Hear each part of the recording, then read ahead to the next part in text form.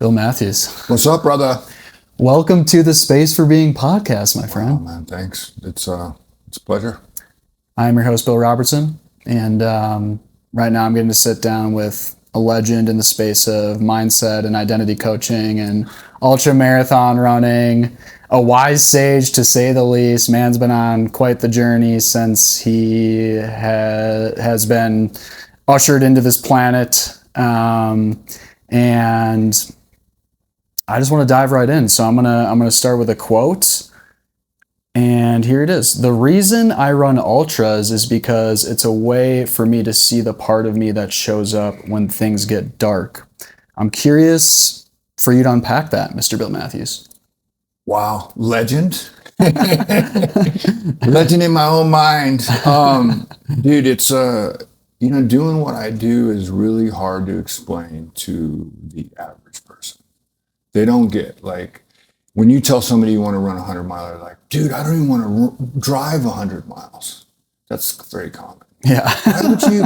Why would you do that? What are you running from? Why would you want to torture yourself? And the only way I can explain is like me putting myself in an uncomfortable position on purpose is the only time I get to see who's going to show up when life gets really hard. It's kind of like the boss at the end of a video game. You got to beat the boss. Mm-hmm. I want to see who that is. And when you walk through that uncomfortable and come out, the other side, you come out of the other side with confidence, knowing I know who shows up when it gets tough. It's a resilient man that's able to continue to maintain his presence in low and slow and just keep putting one foot in front of the other. So often people don't know who's going to show up. So they're nervous. They're uncomfortable, really, when things get uncomfortable. Mm-hmm. But if I know what it's like to be in an uncomfortable position and know who shows up, I'm a lot more calm and confident. You know what I mean? Yeah. So who do people count on when tragedy happens? They're looking for the guy that seems like, Billy, you seem so calm and like, yeah, man, we got this. Just breathe low and slow, right? So I continue to put myself in those positions. I know that there's a quote. It was like, I would rather bleed or sweat during peacetime than bleed during war. Like right now, there's kids in San Diego, Camp Pendleton, practicing war games so that when war happens, they're like, yo, we got this. We've been practicing. So this is a real life practice in difficulty. And why do I keep doing it? Because it's just the next challenge. I believe life is about pushing yourself to that next challenge. Mm-hmm. And I'm not much of the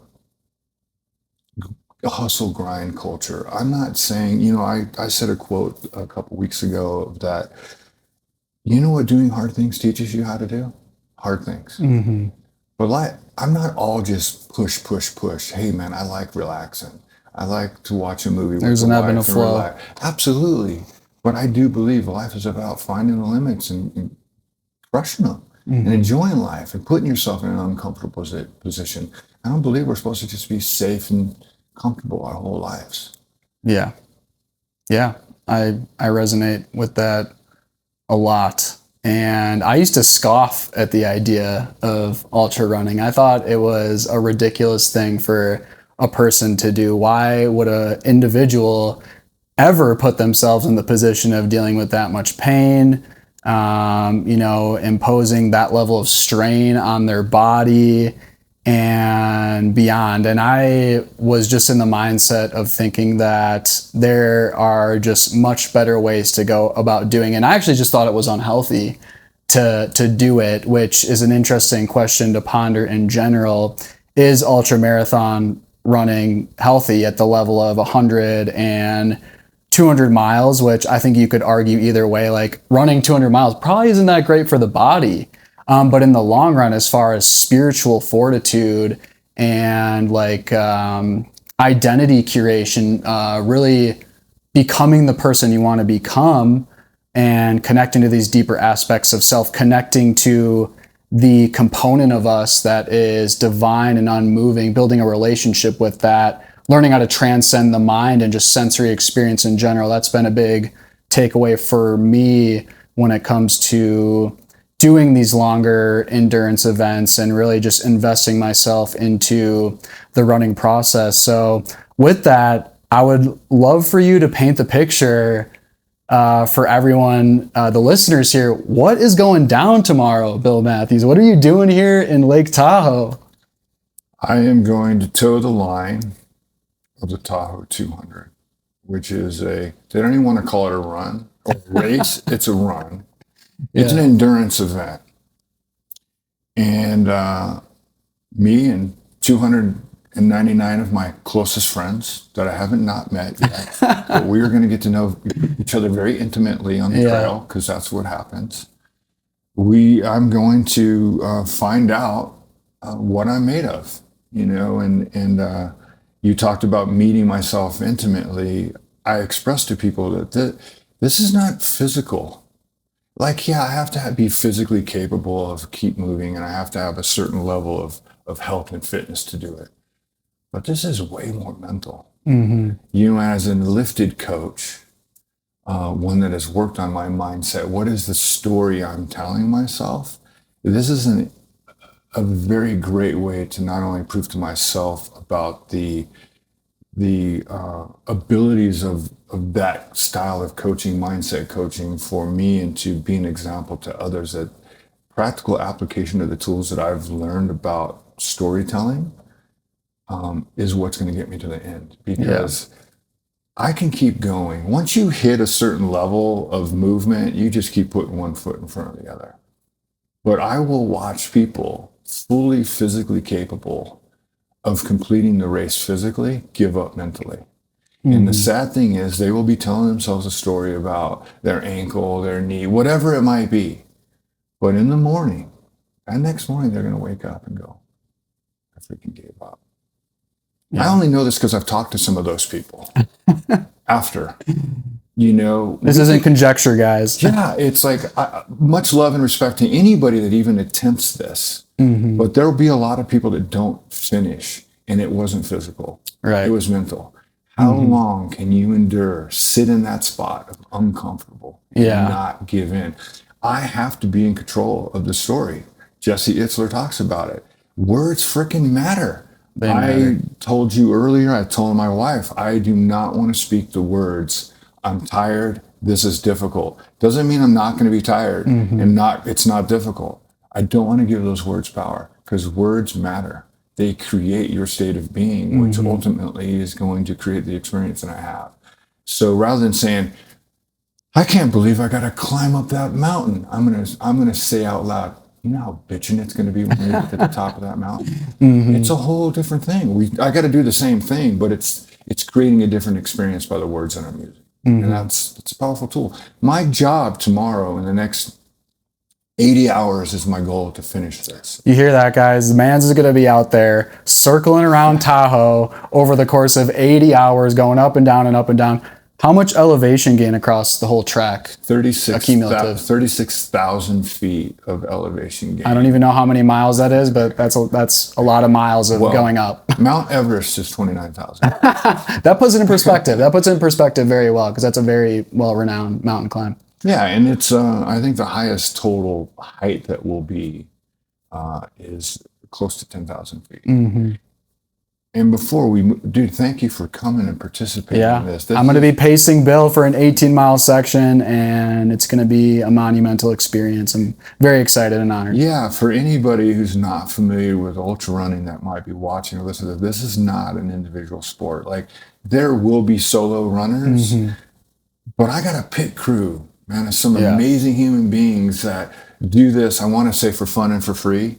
Because they're coming here to support me and they want nothing in return. Yeah. But then in return, I will go support them. This is an amazing... Reciprocity, baby. Yeah, this is an amazing community of people that support each other. And what's fun is, like, my wife will be here. There'll be some other people coming to support my wife that have never seen what happens. I cannot tell you how often I hear people go, I think I want to run. I think I'm going to become a runner. They see the spirit. There will be people that you see along this race going, I can't believe she signed up for this race. Like, this is not physical, like this amazing specimen of, it's the heart, man. It's really cool. It's really cool to see what happens. And I don't know what's going to happen. Yeah. But I believe in the power of visualization. I've been visualizing what the finish line looks like, having my family and friends there saying, welcome, we love you, congratulations. Because if you can see it, you can believe it. I would not even attempt this task if I didn't believe I could do it. Because with the power of belief, I believe we're capable of everything and anything. But it starts with right here. Do I see myself capable of doing this? And if you can see it, if I see myself finishing, then reverse engineering that, going, well, shit, what is a guy that ran 200 miles? What does he do every day? He doesn't sleep in. He didn't skip a workout. You know, when I create training plans for 100 milers or whatever, it's like, I'm the one that created it. I will not look at that and go, I don't feel like running 26 miles today. Or I'm supposed to run 26, but I'm only going to run 14. You know why I don't do that? Because when I'm on the mountain and I get tired, I don't want to have that going, oh, see, shouldn't have skipped that workout. Yeah. I will not. Now, that doesn't mean I didn't adjust some things, because you know what? Life happens. But I never looked at my training plan and said, I don't feel like going and doing that today. I did it anyway. Right. Do it freaking anyway. Show up. No one's rain or shine. Absolutely. And I know that these events that I do, they can sound crazy to a person that's never done that. I encourage everybody, find your mountain. I don't know what your mountain is. I don't know whoever's watching this, what their mountain is. Mine's actually a physical mountain. But when I say go find your mountain, everybody just thought of it. Going back to school, get a master's degree, start your own business. I am encouraging you today to go do that. Yeah. Because no one's going to, at the end of their life, regret trying and doing what they wanted to do. But they will regret, can't believe I never tried that. I will, no matter whatever happens over the next 4 days, I'm not going to be on my deathbed regretting that I did it. Yeah. But if I chose not to be here, I very well might sit on my deathbed going, man, I wanted to do so much more. Right. Yeah, it's interesting to think about, like, where is the true limitation when it comes to great endurance events like this, and where do you draw the line? Because you have people like Max Joliffe, who is a recent winner of the Cocodona 240. No, Moab 240. Moab 250? Moab 240? Moab's 240. Cocodona's Moab 240, also known as the King of Moab, who I think he recently failed in an event because he had a cellulitis infection. The dude literally couldn't stand. And then you have other runners that get rhabdo, which is an issue with muscle breakdown and the kidneys not eating your own muscle. You're actually killing yourself. And you can, like, these are things that can literally kill you. Oh, for sure. So obviously that's a clear determining variable as it relates to, like, I can't go any further. But so many of us throw the towel in way before we ever reach our true personal envelope. And I think endurance events in general really teach us how to keep going despite the mind stories, and learning how to transcend that and recognizing we can go so much further than our, potential cultural conditioning and stories are implying that we can. I'm curious for you, Bill, what has been, I would love to hear, and I know the listeners would too, some of the journey of who you were in the past. Someone, I know you've been sober for 38 years. 38 years at this point. And how many years young are you? I am 59. He's 59 and he's running 200 miles around Lake Tahoe, everyone. If that doesn't speak to the sentiment of what else is possible in this life, I don't know what does. But I'm curious just to speak to, as much as you would like, on the matter of who you were in the past and who you have become as an individual, and some of the core tools and outlets that have supported you in getting there, becoming the person you are now, somebody that is so caring, so loving, community oriented, someone that is truly a man of service and that can accomplish these great feats of overcoming the limiting beliefs, overcoming just true physical adversity. It's interesting. I will come back to that, but I want to say something about just this mindset thing and this pain and this inner battle. I've trained people to do ultras, and I was out doing a training run with a guy. We're going to run 20 something miles, and he's like, "Oh my God!" I stopped him. I said, "Hey, are you injured or are you tired?" Yeah. Because hey, bro, if you're injured, we're going to stop right here. We're going to turn around and we're going to walk back to the car. I get it. We're good. But if you're tired, suck it up, dude, because you're going to be tired when you run a 50 miler. That's the game. He goes, "God darn it, Bill. I'm just tired." I'm like, "Then let's go." Because you got to know your limits. Rhabdo, the different things that happen. You got to know when it's time to pull the plug. Yeah.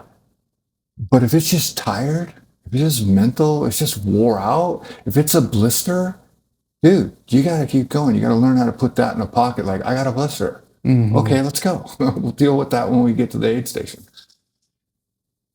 What has transpired in my biggest transformation? I got sober when I was 21 years old. Prior to that, as a youth, we talked earlier, I got my first trophy for basketball in 1971. I was 5 years old. My whole life I wanted to be a basketball player until drugs and alcohol got in the way. So everything I loved, everybody I loved, I pushed to the side, and drugs and alcohol became my focus. And at 21, I got myself in a heap of trouble, ended up in a jail cell on a metal bench, thinking my life was trash. There's no way I'll return from this. At that point, I had a 3-year-old baby girl I hadn't seen in a year. Sadly, I was a piece of crap, but I thought, there's no turning back from this. I was introduced to a program that involves 12 steps and an amazing community of people, a tribe of people that support each other. And through a process of uncovering, discovering, discarding things that have been blocking me from the universal love of everything, God, whatever people want to call it, I found a path that has helped me not have a drink or a drug for 38 years. And I continue to have that be my foundation today, but also understanding that sobriety wasn't the finish line, getting sober is the starting line. Mm-hmm. However, I got caught up for years in the nice house, nice car, beautiful wife, sober. But at 45 years old, there's a picture of me that says, "Oh, I'm fine. I'm 230 pounds just about." Mm-hmm. No sense of athletic ability. Kind of guy that wouldn't want to take his shirt off at a pool. I was embarrassed of who I was. Smoking a pack of Camel filters a day, drinking Rock Stars or Monsters, eating Snickers bars, Little Debbie's was in my lunch. But I had a badass job. I was making 6 figures a year and I had a beautiful home. But I had lost me along the way. And I don't know what triggered it, whatever, but I saw my wife's treadmill and I'm like, hey, I wonder if I could run a mile. And I just got on there and I tried it. I was like, wow, that felt pretty cool. And I did that a few times and it was like, hey, I'm going to get outside. And it was just this process of like, I do have some physical abilities. And along the way, I started losing a couple pounds. But along the way, I also learned a part of me that was capable of doing something and pushing through some discomfort. And I started feeling good about myself because movement is just not physical. It's mental, it's spiritual, it's medicine. I started believing in myself again that I could do something. And then I set out to run a half marathon to prove to my kids that, hey, I'm not too old. And running's been my teacher. You're talking, that was 15 years ago. You know, somebody asked me the other day, how do you go from never running to running a 200-mile foot race? And you don't. You go from never running to getting on your wife's treadmill and seeing if you do a mile, or getting outside and getting some sunshine and just walking to the corner. Yeah. And then proving to yourself, well, I made it. And then doing it again. And then the body builds. And then you just build confidence and you just keep putting one foot in front of the other. And then you become a freight train. And that's it. Yes, it's how do you get sober? How do you get 38 years of sobriety when you're not sober today? One choice. You don't.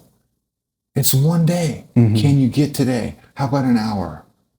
And then it just builds on itself, just like anybody else. You don't not have a degree and then get a master's degree. No, you have to get the AA, then the bachelor's. You just take one step.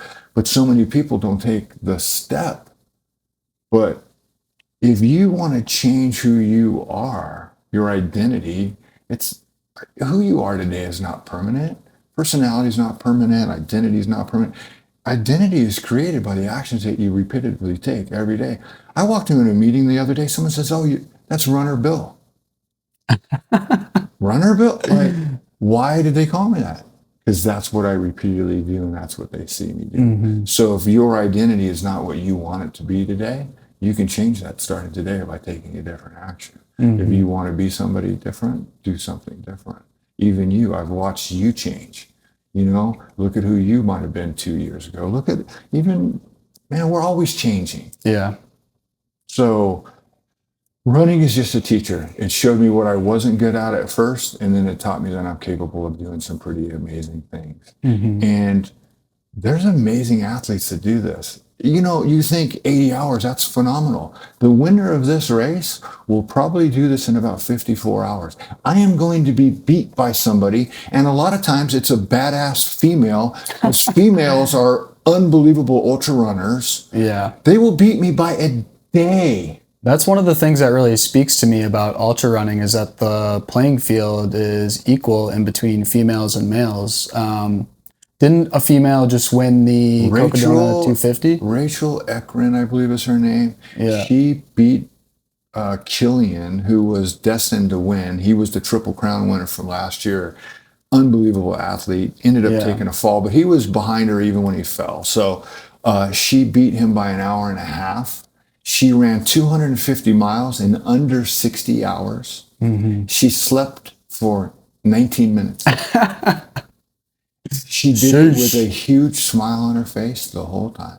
I mean, she's got an unbelievable crew. She's an unbelievable athlete.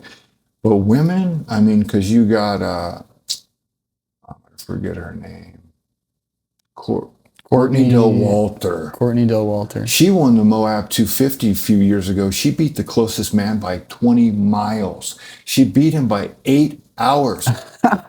She could have went to the hotel room, slept for 6 hours, come Left back in the dust to congratulate. Yeah. But guess who was waiting at the finish line to congratulate the other people? You know what I mean? And there's a trophy in these races called DFL. I think it's dead effing last. Literally the last soul to cross the finish line. Congratulate the person that kept. Oh my gosh. going. Yeah, if anything, that's more impressive, because the experiences and doing these races is totally relative. The strain level that one incurs from an experience like this is relative to the person's fitness level. So, like, you know, for you, you're easily able to run 30 miles plus. That level of difficulty is going to be equal to someone else's 1 mile. For sure. So just getting out to, you know, participate in physical activity at all relative to what you're available for is the ultimate win. And yeah, just to speak to your point on the momentum aspects of making choices and how that opens up the doorway for, you know, moving in the right direction as far as who you truly want to become and who you want to show up as in the world, one choice at a time, and then just continuing to expand on what that personal envelope is. And yeah, we were having conversations about running earlier and how the body's an adaptation machine. And I think we're just adaptation beings in general. We're very remarkable at adapting to whatever things are thrown our way.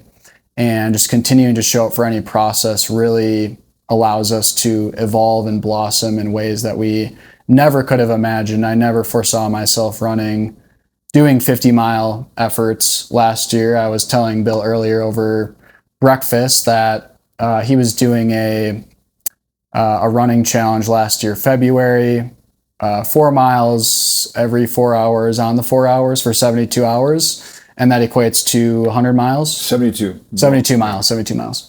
And I did one of the 4 mile efforts with him, and I was injured for over a month. I couldn't run for a month, and now today I can easily, maybe not easily, but I can show up for 50 miles on the trail, no problem.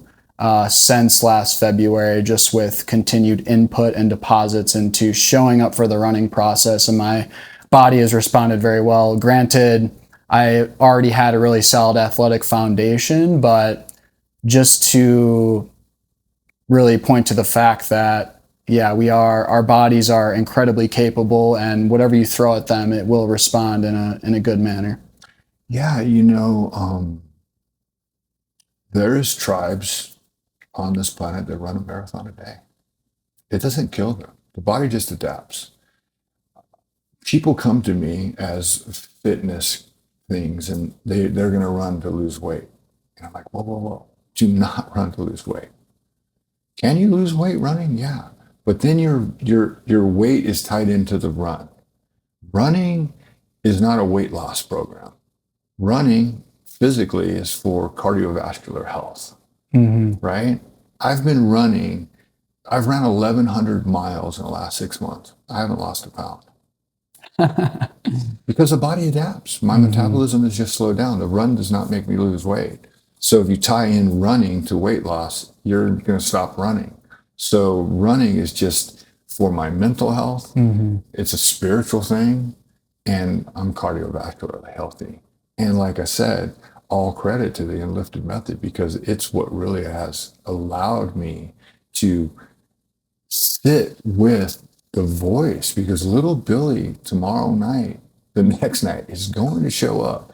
Little Billy, for those who don't know, is that little voice that's always been running in my background and just so happens to be little Billy. He's going to show up. My job is not to get rid of him. It's to not give him the power that he's looking for. The words of, this is tough.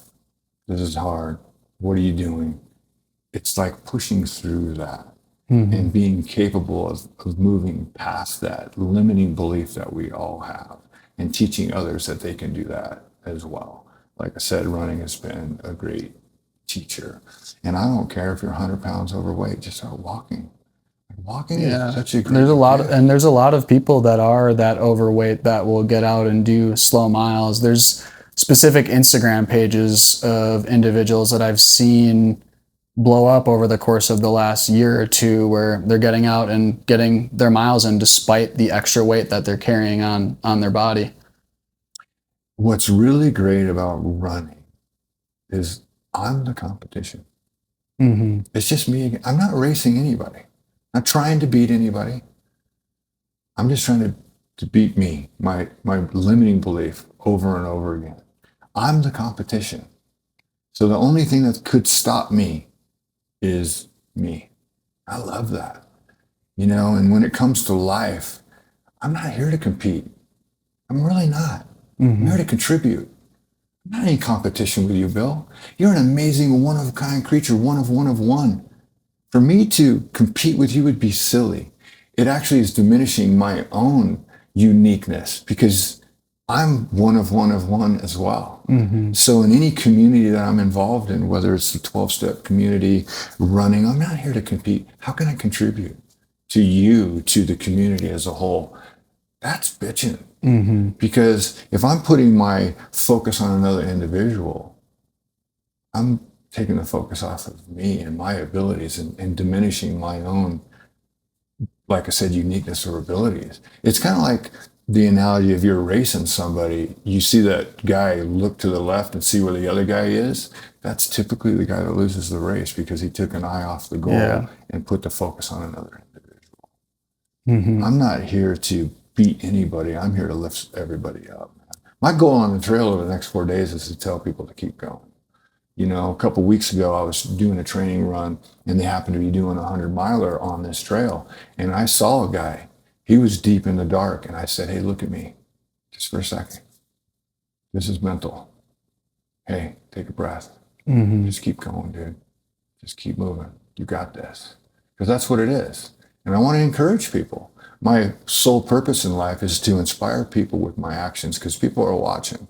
Encouraging people with my words, because people are listening. And to serve with love, I'm doing those things, man, I'm good.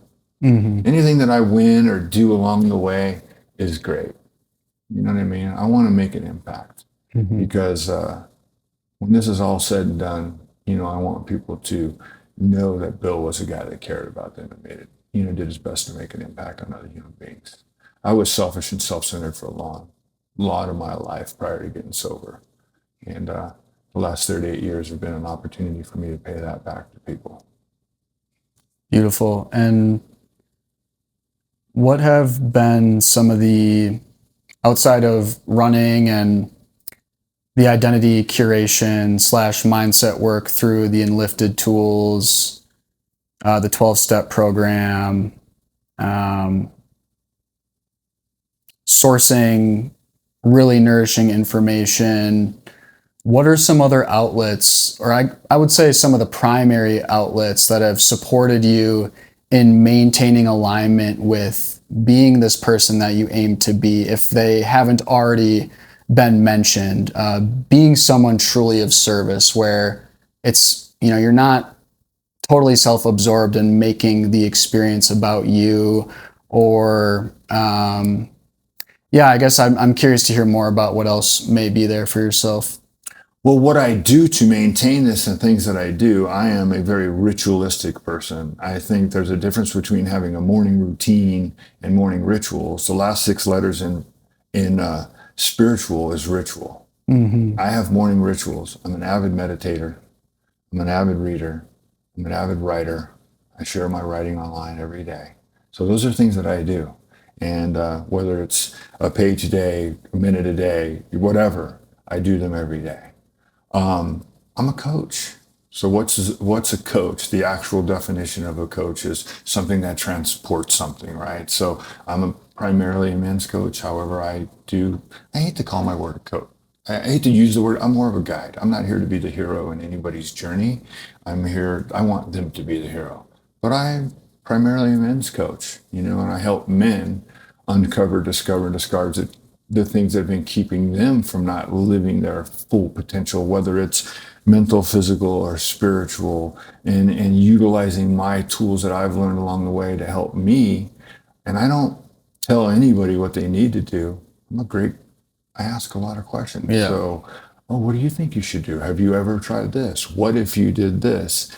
And teaching them to be the author and hero in their own story and develop the capabilities and dissolve the codependence on like needing things outside of yourself to create an extraordinary life. I think that's so important, and something that is core to the Enlifted method is like, I'm not the know-it-all coach. I'm not the guy that has it all in order. You're the person that knows what's best for you. Let's ask the right questions, excavate some of the stories that may be getting in the way alongside the energy that comes with that. And hopefully some really pertinent solutions will come through for you, and you learn how to have the capacity to actually lead yourself as an individual, which is just the reparenting process. I think that's how a lot of people refer to it. It's like we need to get out of the child archetype, out of this immature, I'm a victim and things are happening to me. I don't have agency over my own experience. XYZ is the issue I haven't gotten to hear, which of course, we're all in different circumstances. We're dealt a different hand, some quote unquote objectively worse than others. But the one thing we can all do is take responsibility on some level for what's going on and start to move in the right direction. Speaking our language, right? So the victim mentality. And I truly believe that life is not happening to you, it's happening through you. Mm-hmm. And is there victims and is there true trauma? When I was a child, things happened to me that shouldn't happen at all. And I do never want to diminish somebody's actual trauma or victimization. Yeah. But as a grown-ass man, I'm not the victim. I either am allowing this to happen or I'm creating this. Take true responsibility. That's what I help men understand. And I do that through the framework of story. What's a story? It's the thing that you're telling yourself about the event or what should, could, whatever you're imagining. There's my foundation of teaching story. What's the story you're telling yourself today? What's the state that's creating in you? The state of being. How do you feel as a result of that story? Then from that feeling of being, what actions are you taking or not taking as a result of feeling that way? And then what is the life you're creating as a result of taking those actions or not? So you can reverse engineer your whole life. Your current results reversed is started by what were the actions that I took that got these results? What caused me to take those actions or not was the feeling that I was having. What created those feelings? My state. I'm responsible for my thinking. We have thousands of thoughts every day. We get to choose which ones we want to focus on. And for some reason, the human doesn't focus on how cool shit's going to be. It's what if this all goes wrong? Yeah. What if it doesn't work out? What if I fail? Well, what if it does work out? What if the good shit happens, as we say in the Elliptic community? Let's focus on that. And story. What's the story? I don't have a story. You telling me you don't have a story is a story. Let's get it out on paper. People don't understand what story is. So I have a unique way to draw out information to create journaling prompts, because if I just tell a person to write, they don't know what to write. But if I ask them, hey, when's the first time this happened and you felt this way? All of a sudden they're spilling their guts, because we all have stories, and a story in your head, as you know, has no beginning and no end. It's in the recovery community, we call that resentment, which means to re-feel something over and over again. We've been replaying the story in my head, and some days it's not so bad. Other days it's terrifying, but it's on repeat. But if I get it out on paper, which is a level 1 breakthrough in Enlifted, holy crap, I see the physical beginning and I see the end, and it sure looks different when I put it on paper, and especially when I start paying attention to the conflict language, the soft talk, the negations, the drama, the projections, the she did this, that, oh my God, this always happens to me and I should have. Get rid of all that crap. Now we're rebuilding something in architect language where we got some momentum and we can take some action. Because like I said, life is not happening to you. It's happening through, first and foremost, the story and the actions that you're taking.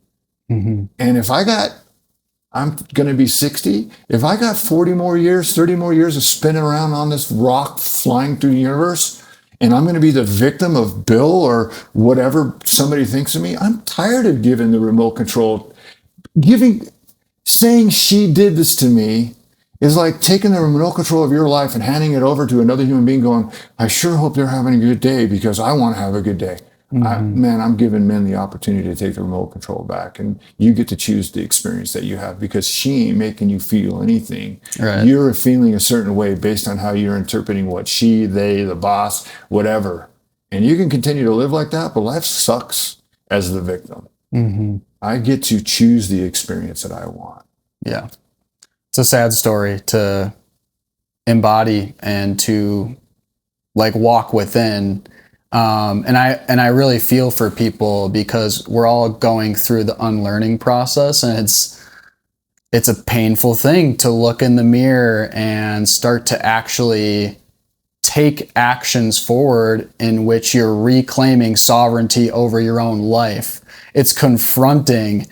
It's like a muscle you never learned to build, and now if you were to compare it to like, maybe you're 600 pounds overweight and you need to go out and run a half mile. That's going to be near impossible. But again, like you were speaking to before, small incremental actions compound over time, moving in the right direction. And I really do see it as a fundamental step in creating a meaningful life and being able to actually influence the world in a positive manner. Because if you're continuously at the whim of the reality at hand and telling yourself disempowering stories about your participation in it, then it just becomes like a very, tragic experience for oneself.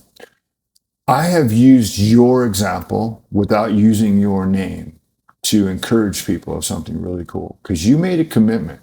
I'm going to run 1 mile every day for a year. To a guy that runs 100 milers, that's not a lot of miles. But knowing what I know about you and life, it's not about the mile. It's about what kind of man runs a mile every day when he's tired, when he's sick, and for gosh sakes, you live in Milwaukee when it's snowing. I saw shit. I got nosebleeds. It's frozen on your face. Yeah. It's not about the mile. It was about who did you become along the way. This 200-mile, this is not about this. What kind of man, what happened in me training for 6 months today? It's not about the event. This will be over in 80 hours. What transpired? What did I do? What did I walk through? The uncomfortable, all that. And you were talking about something a minute ago, and for a long time of my life, I was reacting to life. I believe there's a big difference between reacting and responding. Viktor Frankl talks about there's a choice between stimulus and response lies choice. Mm-hmm. How do I get that choice? I want to make sure I make this point. You gain that by going like this. Yeah, the breath. Breath gives me it stops me from reacting and responding is breath. If I can pause for a second, I'm not reacting, I'm not responding. I'm choosing my response to what I create. And for a large part of my life, I was reacting to life, not creating. Hey, the people we admire and respect and love, they ain't waking up on Monday going, I sure hope Monday don't crush me. They're going, shit.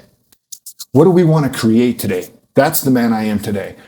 The only analogy I can give this, and it's funny because I'm not a great chess player. Do you play chess? Barely. Okay, check it out. I'm incompetent at I've played chess. I know each piece, how they move, whatever. But the moment the game starts, you know what I automatically start doing? How do I not lose? How do I protect my team? So the whole game, I'm just protecting my king. The guy on the other side, how do I attack? How do I get his king? Mm-hmm. So I am constantly being attacked, trying to protect. Bill, that's how I lived my life. Just trying to survive and don't get my king, don't kill me. So life was happening at me. I don't live that life today. I wake up and go, how do I want to attack life? Not people, not take their anything, but what do I want to create? Yeah. That's choice. I have a choice to do that. Anybody that says, man, I'm just trying to get through Monday, I'm like, what, Monday's like a waste day? Like it's a throwaway? There's people that are in a hospital right now just wishing, hey, Bill, can you roll me towards the window? I just want to see the wind. Mm-hmm. And you got a day to waste? Man, I can't wait till Saturday. And what are we doing Monday through Friday? There's a woman I met years ago. She was speaking at a meeting and someone walked up to her and she's like, hey, Sally, man, you always seem so happy. Why are you so happy? She says, you know what? I might as well be happy. I'm going to be here anyway. Yeah. There's a choice to be made, like you said. And it boils down to awareness and mindfulness. And can we be mindful enough in the moment as to realize that we do have a choice instead of reacting based off of conditioning and just causes and conditions in general, which predate us even being born. So that's, again, a key part of the awakening process and being an active participant in life, somebody that can truly make a difference. Can we be mindful from moment to moment as to how we're showing up and just recognizing the influence that has on the grand scheme of your whole life and everyone you surround yourself with? And the Enlifted tools have been really important for me in general as far as cultivating that awareness, being able to slow down enough to actually observe my story, to become the observer, to recognize that that's even a possibility. I'm not just collapsing my identity with the story that's unfolding in my head and just letting it run amok nonstop, totally unconsciously, being ruled by my unconscious. I'm getting to take a step back and recognize I'm so much more than this story. I'm so much more than, this unsavory sensory experience I'm going through on this long run right now, than this emotion, which has a start point and has an end point. I can practice being the observer, and I see that as, again, a very key element to being someone who is positively contributing to the planet And I see you as someone who's the walking embodiment of that. Clearly you've been making intentional choices for a very long time, and it's culminated in just a very profound way, right? And the way that you've been able to influence others and inspire people, the way you're able to communicate and just flow with your being in general. So yeah, it's nice to illuminate all these things, because of course, as human beings, we forget and we remember, we'll make an unconscious choice, and that'll have a negative ramification. But of course, we get back on track, and recognizing this as an element of fitness, right? Like, this is mental fitness. And it's also a perspective and paradigm in which we can be a part of our own lives and own process in general. So yeah, Well, you mentioned the observer, and obviously there's two. For a large part of my life, I was a participant in the story. I didn't even know I was telling a story. I was just living in it. And Lyft has taught me how to become the observer. Like, when you get something out of your head and onto paper, you are the observer, because now I'm not thinking the story, I'm seeing it. I literally bought a snow globe, because everybody knows what a snow globe is. So I'll demonstrate with groups that I facilitate, like, shake it up. That's how I live my life. See all that? I was living in that. But if you pause for just a second, and I allow everybody to just pause, all that snow just settles, man. And clarity will return if you just pause for a second, take a couple breaths. Now, my ultimate goal for everybody is to become the one holding the snow globe, having choice. How do you want to? To be the observer gives you choice. And we talked earlier about the compound effect. When I tell people that, hey, I suggest you meditate for 10 minutes a day, how often I'll find people, I don't have 10 minutes to meditate every day. Oh, you need to meditate for 20 minutes a day. But 10 minutes a day does not sound like a lot. 70 minutes a week, 280 minutes a month. It's 56 hours of meditation in a year. What do you think what kind of transformation would happen to any human being if they meditated for 56 hours? Mm-hmm. Something will change.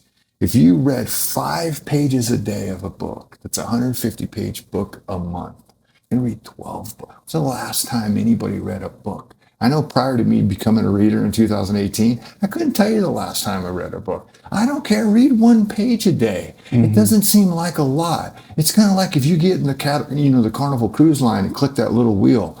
You're like, this ship's broken, dude. It didn't turn. It didn't feel like it turned. Mm-hmm. But over the next 500 miles, you're on a different continent. Yeah. What you're doing today might not seem like a lot. But little by little by little, over years, I'm a completely different human being after making small changes every day.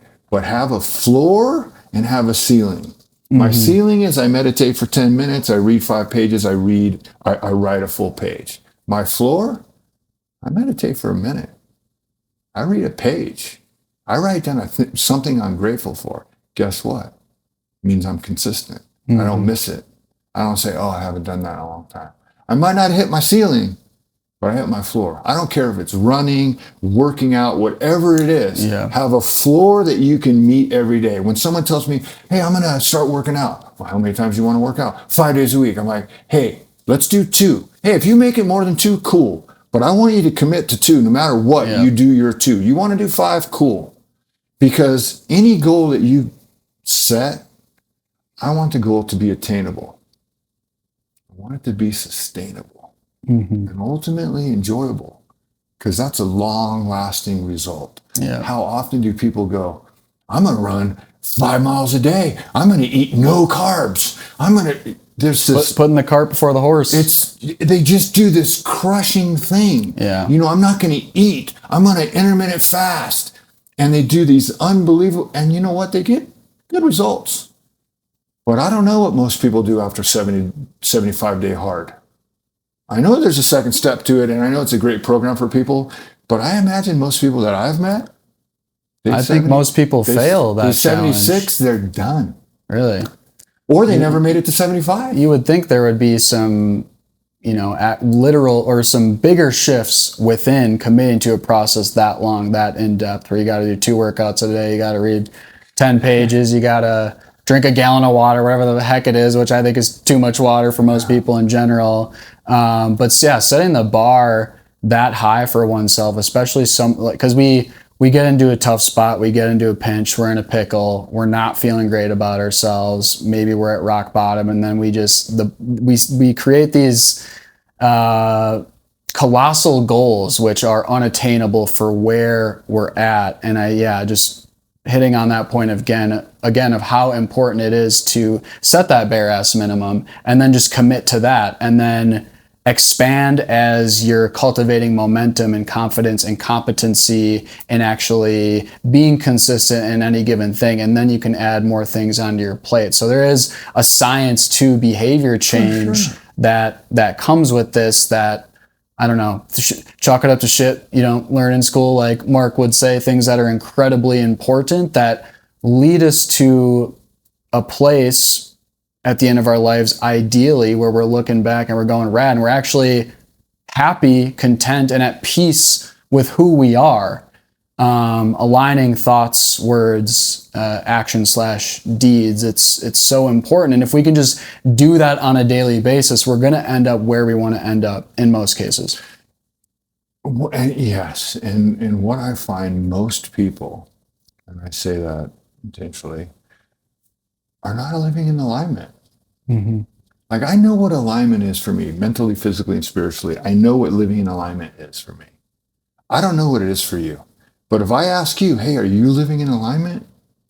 Right away, something just popped up of where you're not. Mm-hmm. And when people are saying this out loud, like, this is the man I am, but who you really are is what you do when no one else is watching. When you're not living in alignment with who you say you are, man, you're living in resistance. You're like tension. You don't feel good about yourself. So my ultimate goal is to get men to live in alignment and flow. Go from living in resistance to flow, and setting a goal that you can actually. We often keep our commitments to everybody else. My wife, I have an amazing wife. We've been married for 34 years. You know what I mean?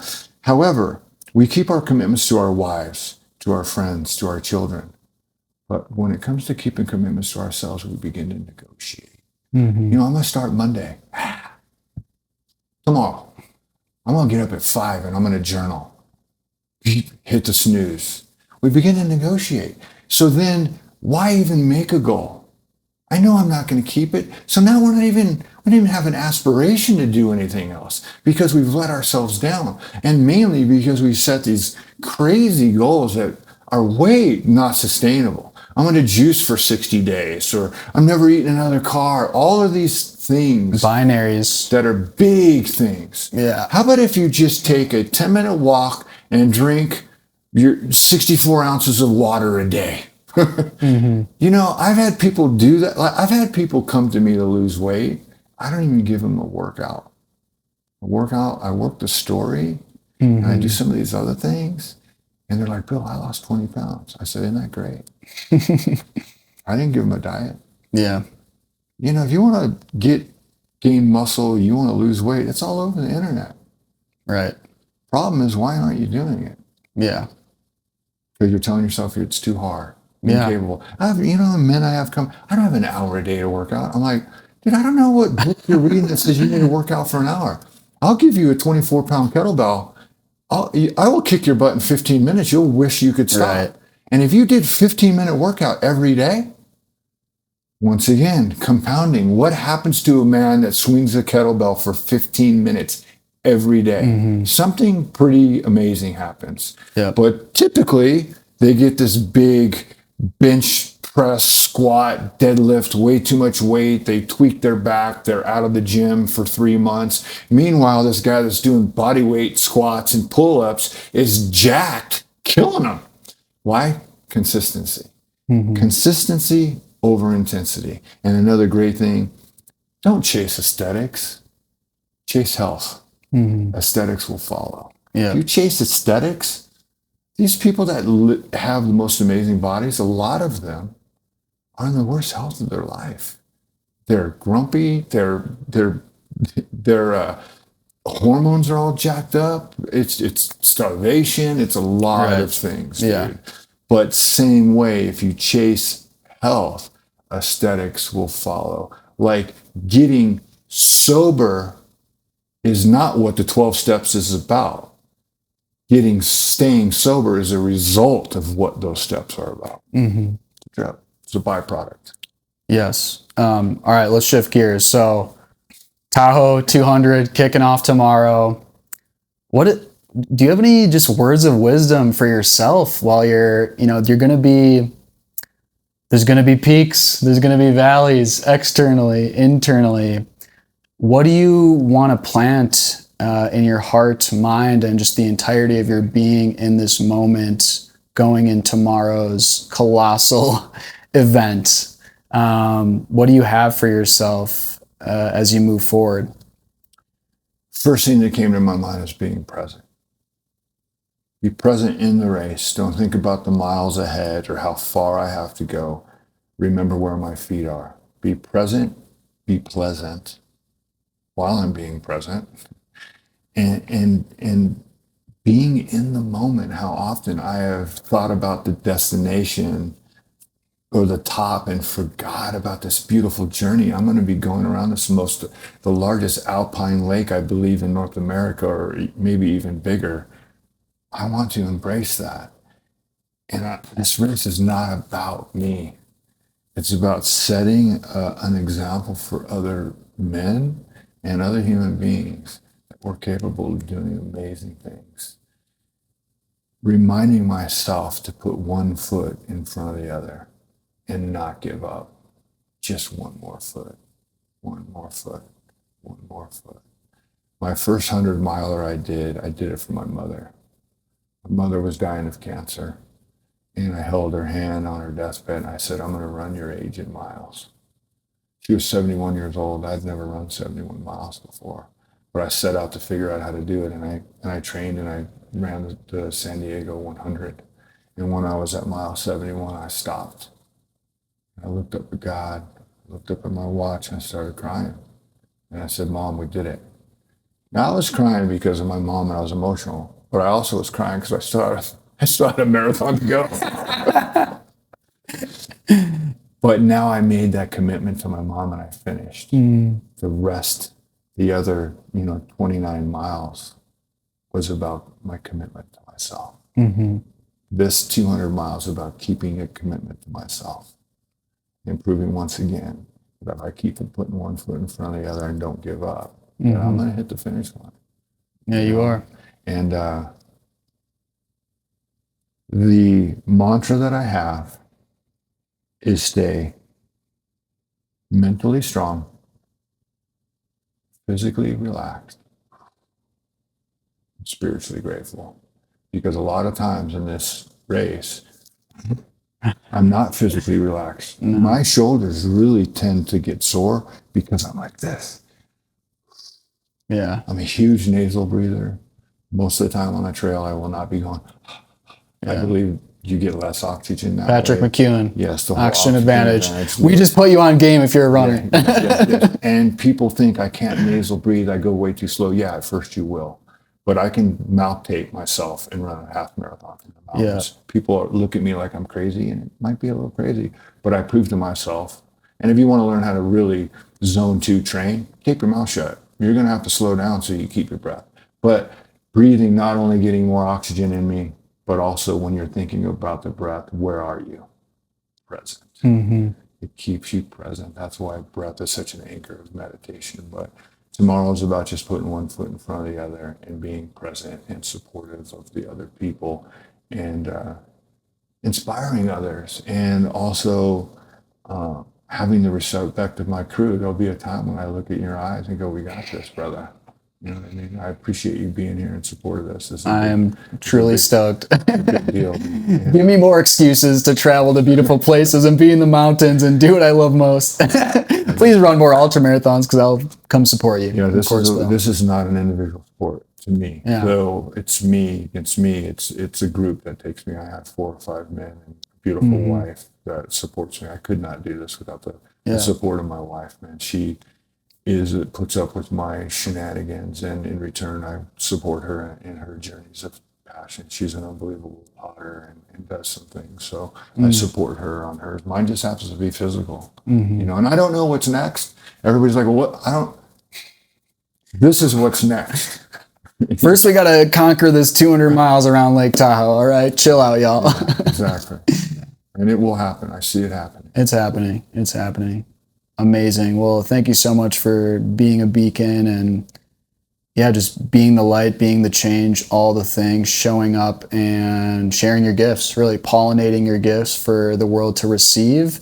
And therefore, being a net positive contributor to what's happening on the planet. And man, so I'm honored to know you. Thanks for being in my life. I'm glad the universe brought us together. Where can the people find you, Bill? Where can they inquire to work with you if they're curious to hear more about that? How can they get in touch? Mainly it's on Instagram, Story State Coaching, or my name, Bill Matthews. Matthews has 2 T's. I mean, hit me up there, DM me. I'd love to have a chat, have a conversation.